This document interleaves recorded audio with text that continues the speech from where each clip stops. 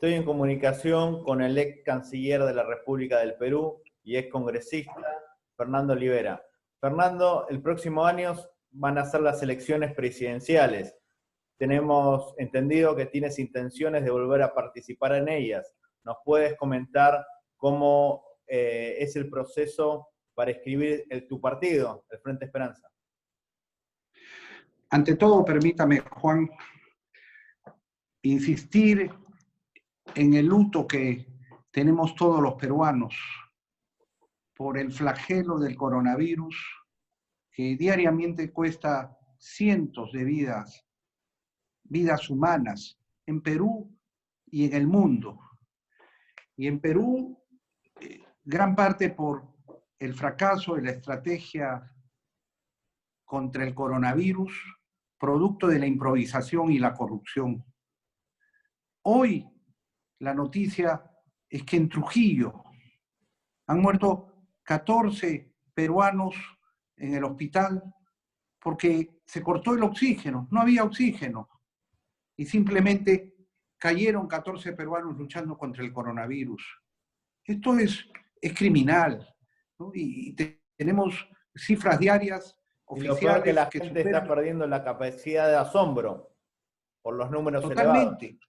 O sea, parece que esa es la estrategia final, ¿no? Que asumamos en cifras oficiales 200 muertos diarios como una noticia más, cuando en realidad inclusive son 800 o 1000 peruanos, porque somos el primer país en el mundo que se oculta víctimas del coronavirus.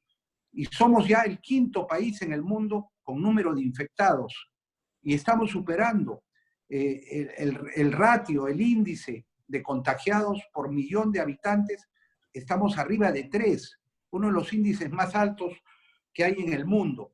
Y esto realmente, además de someter a nuestra patria a una grave crisis económica, hemos perdido más de 5 millones de puestos de trabajo. Con el tema de la pregunta que te hice, ¿tienes pensado volver a postular a la presidencia y cómo va la conformación del Frente Esperanza?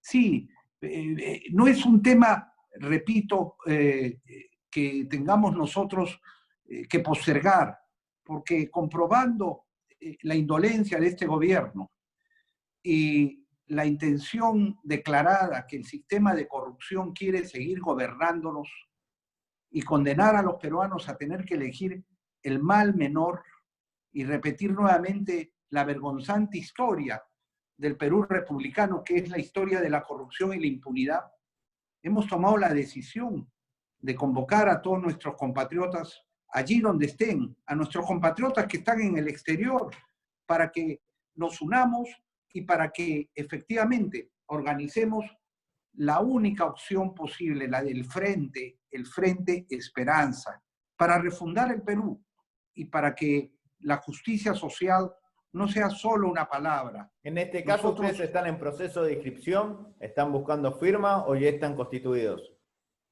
Nosotros hemos sido los primeros en comprar el kit electoral en enero. En febrero teníamos el partido ya fundado y recogiendo las adhesiones, los afiliados y creando comités. Evidentemente, con el coronavirus ha habido todo un periodo en donde prácticamente el Perú quedó paralizado, donde se creó una cuarentena improvisada que pretendía condenar a los peruanos más vulnerables a que se mueran de hambre en su casa, pero en general se paralizó toda la actividad y recién se está reactivando con todos los riesgos producto de que la improvisación y la incompetencia continúa en el gobierno. Pero aún así, la voluntad general de los pueblos del Perú es participar y participar democráticamente. Aquí también hay una voluntad declarada de quienes son falsos demócratas que quieren impedir nuestra participación porque nos tienen miedo, ¿no? ¿Quiénes son? Y quieren que siga funcionando el cártel de partidos de la corrupción. Y ciertamente nosotros los vamos a enfrentar. ¿Quiénes son los también, que quieren impedir la constitución del Frente? Todo, a pecho descubierto. ¿Perdón? ¿Quiénes son los que quieren impedir la constitución del Frente, como usted decía? Evidentemente los partidos de la corrupción, ahí vemos partidos que han recibido dinero de la corrupción ya comprobadamente y siguen, no les han cometido no les han dado ninguna sanción.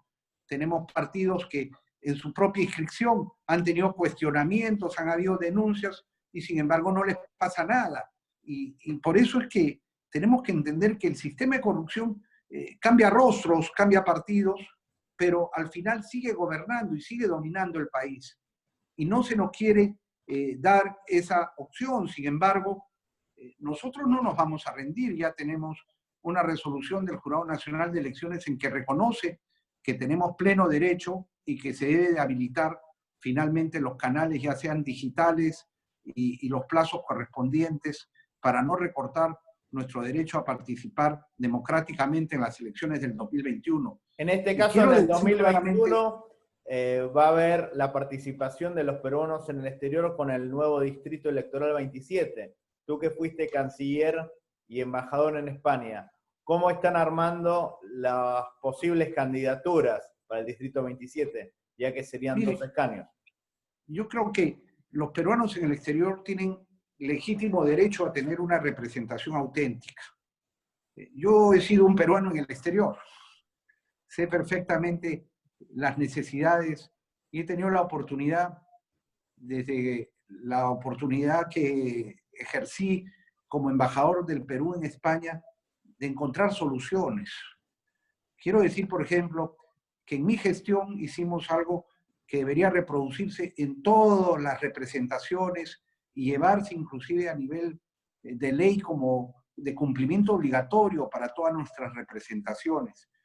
Hice un convenio de seguridad social para que todos los aportes que se hagan, ya sea en el país de destino como en el país de origen, o sea, en Perú o en España o en Argentina o en Estados Unidos o en Italia, en fin, tengan igual valor. Es decir, se acumula para las pensiones y se acumula también para la atención. En este caso, si hay 2 escaños, ¿cómo piensas que tiene que ser seleccionado los candidatos? Por Porque democracia hay directa. muchos en Estados Unidos, otros en Asia, en Europa, en América. ¿Cuáles van a ser los criterios para la preselección de los candidatos? Aquí no hay otro criterio que el de la democracia interna. Aquí los afiliados van a decidir quiénes son los candidatos y qué lugar ocupan en la lista. Si además hay voto preferencial, el número es muy relativo. Simplemente hay que concentrar el voto entre el representante que está postulando por los peruanos en el exterior, y además de tener las plazas aseguradas, se determinará el orden. Y Si además son no hay 2 candidatos, ¿sería un hombre y una mujer? ¿Habría paridad de género o es indistinto? Tendría que haber paridad de género, obviamente, ¿no? Pero eso tiene que determinarse a la hora que se haga finalmente la distribución de los escaños, ¿no? Pero, repito, inclusive esta representación que se ha dado, ¿no? El llamado Distrito 27, ¿no? No es restrictivo. O sea, nada nos impide. Nosotros hemos llevado en nuestras listas peruanos en el exterior. Por en las ejemplo, últimas ¿en qué países elecciones. estaban? Hemos llevado de Estados Unidos, hemos llevado de España, y entonces puede perfectamente ingresar dentro de la representación de Lima un número mayor, ¿no? Lo que hace el Distrito 27 es asegurar unas plazas que se tienen que respetar. Pero como decía Juan, aquí eso llegará a su momento. Pero lo que tenemos que conocer ¿El Frente Esperanza está coordinando aquí en Buenos Aires, en Argentina? ¿Tienen representantes? Sí, pero por supuesto, por supuesto. ¿Quién lidera el grupo de usted? El doctor Velarde, ¿no?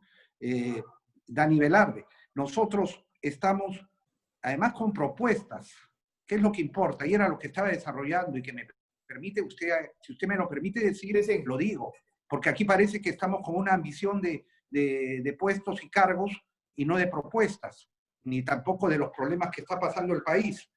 Y quiero hablarlo claramente, porque yo estoy francamente indignado y sorprendido que cuando tenemos una pandemia, muertes, crisis económica, hay medios de comunicación que nos ponían como en primera plana que renunciaron 15 asesores a la Comisión de Constitución, cuando estamos viviendo un país azotado por un genocidio, ¿no? Y cuando tenemos además una muerte lenta y robándole el futuro a millones de compatriotas. Y nuestra propuesta es de bienestar para los peruanos en el exterior. Y no solamente son palabras, ya lo hemos hecho y podemos extenderlo. Y yo citaba el tema de la seguridad social. Cuando he sido embajador también logré homologar las licencias de conducir en España. O sea, una licencia peruana vale en España, se reconoce, se reconocía automáticamente. Igual debe valer para todos, en todos los países, pero ese es un trabajo que hay que realizar y además son normas que hay que dar. La homologación de títulos es lo mismo. Si usted estudia en Argentina, que le valga el título en el Perú y viceversa, que el título peruano le valga en Argentina sin mayor trámite ni demora. Y ya se avanzó inclusive con el tema de la apostilla de la Haya, ya es un tema generalizado. Y con el tema de la fiscalización a los cónsules y a los embajadores, ¿qué opina respecto? Bueno, eso definitivamente que existen los consejos de los peruanos en el exterior. El consejo de consulta. Pero lo que tiene que haber es una representación más orgánica, ¿no? Más orgánica, que no solamente sean como espectadores. Mire, nosotros creemos en los mecanismos de democracia directa, ¿no? Que deben ser extensivos a todas las autoridades. Si un presidente no cumple lo que promete, el pueblo lo puede sacar. Si un congresista no cumple lo que promete o está rascándose la barriga o haciendo uso y abuso de su cargo, se le puede retirar y reemplazar. Pero también creemos en la remoción, en la censura ciudadana, porque si el ministro es paisano del presidente, es de su argolla, como sucede en este gobierno, o si la presidenta del Seguro Social es cómplice del presidente y nadie la mueve, haga lo que haga, el pueblo puede retirarla mediante votación popular. Igual eso se va extendiendo a todos los niveles, gobiernos regionales, alcaldes y, por supuesto, autoridades que tienen directa responsabilidad en su función que puede afectar o beneficiar al pueblo. Los cónsules estarán sujetos también a esta norma. O cumplen o atienden, o el pueblo convoca una revocatoria y un retiro de esa mala autoridad. Así la fiscalización va a ser efectiva y con poder real. Y efectivamente no solamente va a ser que opino, que digo, que denuncio. Yo sé que, por ejemplo, ahí en Argentina había una gestión muy eficiente de fiscalización y hay denuncias ya planteadas. Y entiendo que hasta la Fiscalía ya ha avanzado en formalizar esas denuncias. Pero eso sucede en muchas partes del Perú y que no se crea el que tiene un cargo diplomático distante o por encima de los compatriotas. Los funcionarios diplomáticos están para servir al país y para servir a nuestros compatriotas en el mundo. No es a la inversa. ¿Cómo va a poder hacer una buena campaña si lamentablemente hay que invertir grandes sumas de dinero? Y usted tiene un partido nuevo. ¿Cómo va a hacer para competir con este aparato electoral que tienen otros candidatos? Eso es siempre pensar en términos metálicos. Mira, yo le voy a decir algo. Si hubiera puesto el dinero por delante para hacer una campaña o para decidir representar al pueblo, nunca me habría presentado a ninguna elección. Y he sido muchas veces reelegido y preferimos tener, como se dice, campañas misias a estar hipotecados a la corrupción o a oscuros intereses. Y tengan la seguridad que aquí lo que vale y lo que manda es la voluntad popular. Y lo que venga... ¿Cómo vas a hacer para competir contra candidatos que gastan millones de dólares en campaña? Este problema no solo ocurre en Perú, sino en todo el mundo. A veces hay buenos candidatos, buenos partidos que lamentablemente no pueden luchar contra estas desigualdades económicas a la hora de hacer campaña.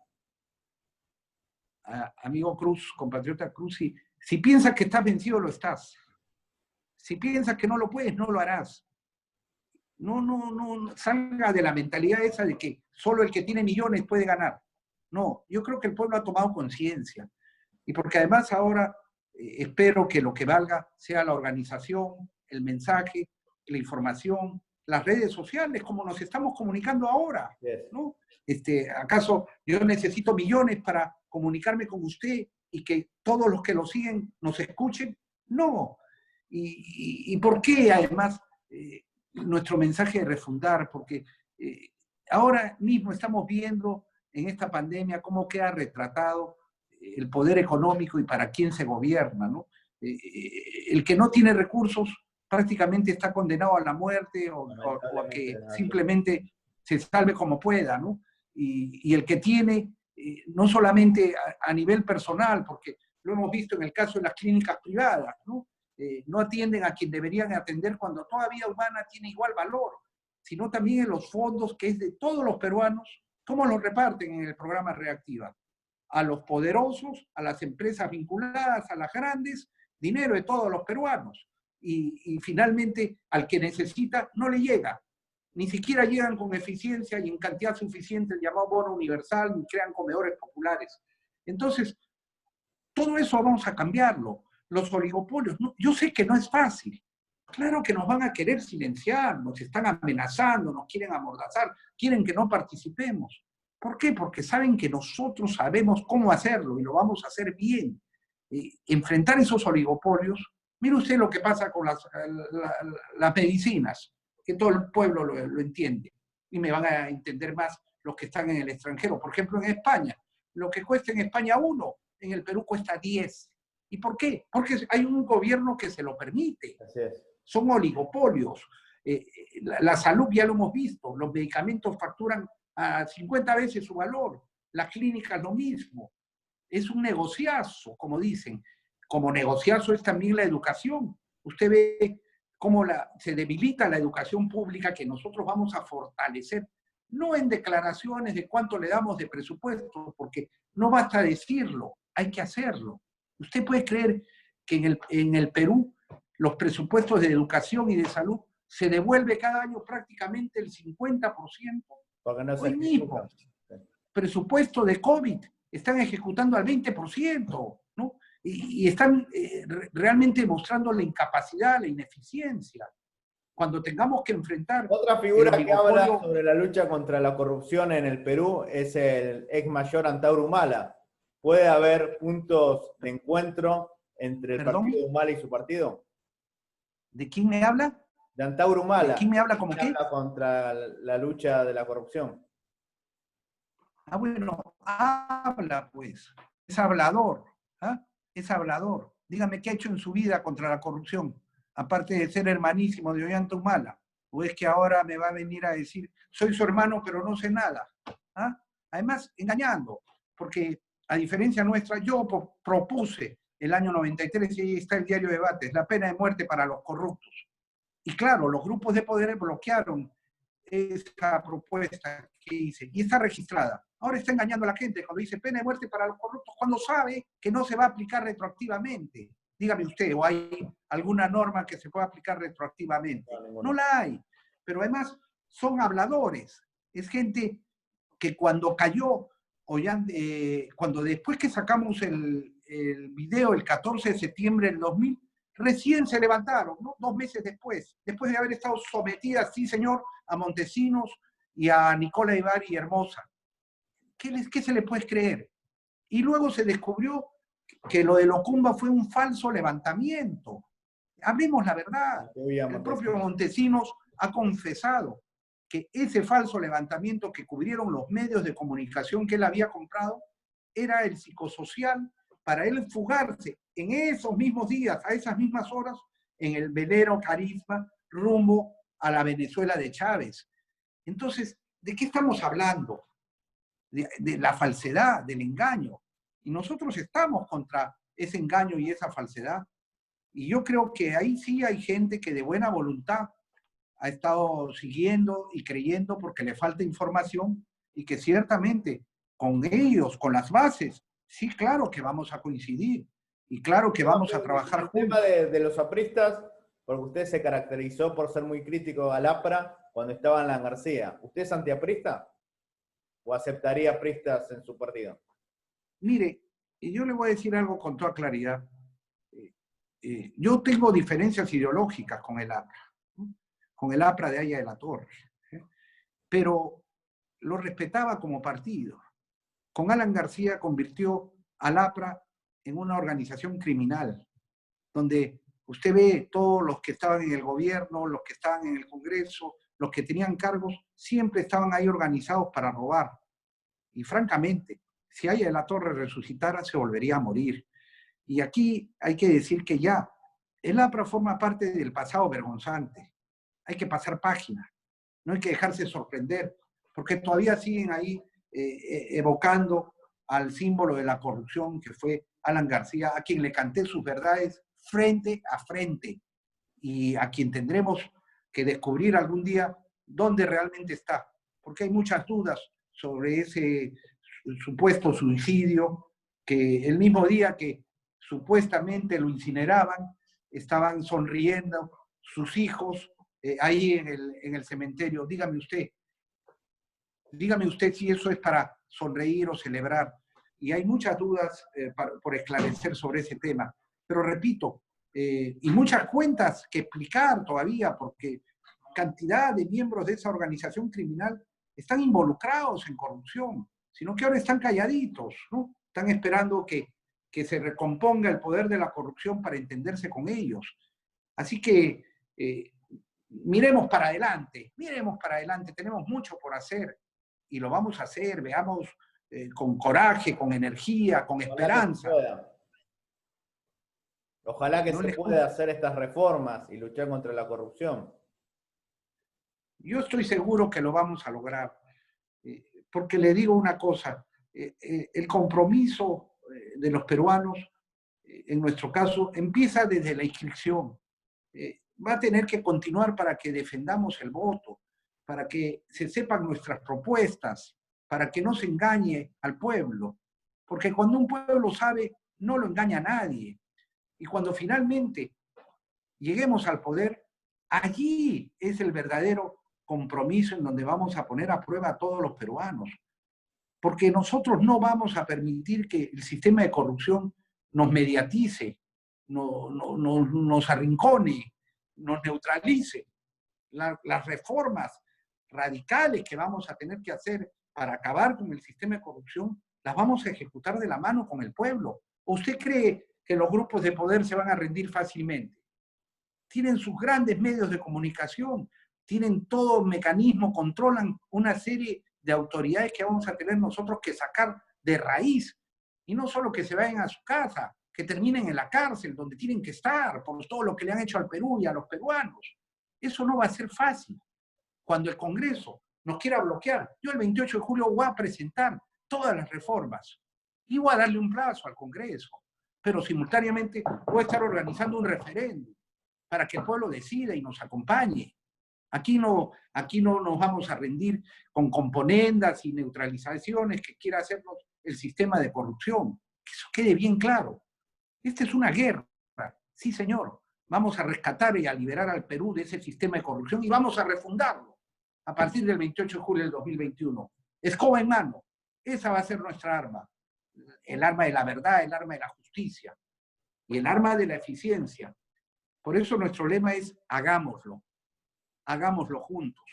Estamos cansados de promesas, de palabras, de engaños, de estafas electorales, de traiciones. El pueblo va a tener siempre el poder en su mano y con el pueblo vamos a rescatar el Perú. Muchísimas gracias, muy amable.